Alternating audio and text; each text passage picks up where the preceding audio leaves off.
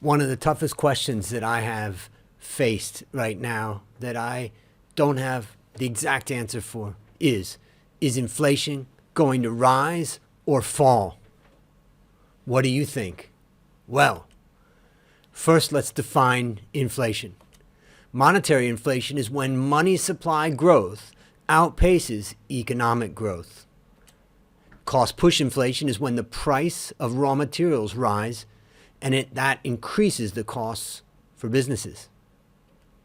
Demand pull inflation is when demand rises faster than supply. And of course, there's stagflation, which is when inflation rises despite no economic growth and rising unemployment. That's a disaster. I remember that in the 70s. Now, let's review the reasons to expect inflation.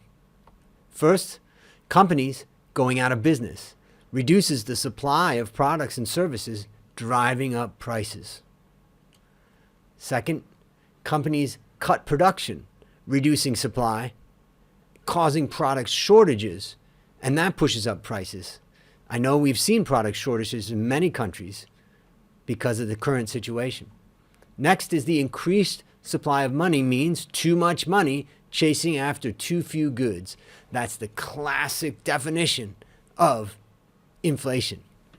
And finally, the US dollar will eventually devalue, and then foreign products will be more expensive, and that means imported inflation. Last point for why inflation may rise is that new government regulations related to coronavirus will increase the cost of doing business, and companies will have to compensate by increasing their prices.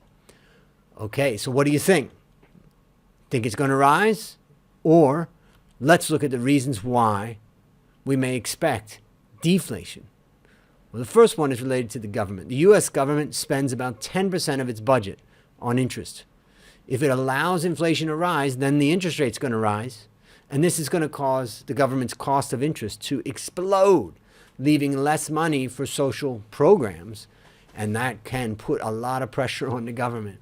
In fact, just think about this. The last time I calculated the cost of government debt, it was about 1.5%. Now it's come down, I'm sure, even more. Let's say the cost of government debt is 1%. Imagine that just doubled to 2%. That means it's going to go to 10% of the government budget. Whoa, that's crazy. Next, demand for goods is low relative to supply, making it hard for producers to increase prices. There's nobody in the restaurants around here. How's anybody going to increase prices even though it's more expensive?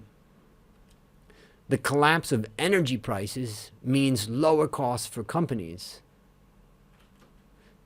And there's the massive rise in unemployment, which means labor supply is outstripping demand, keeping the cost of labor down, and labor is a major component of cost and CPI, and mainly of the cost of doing business.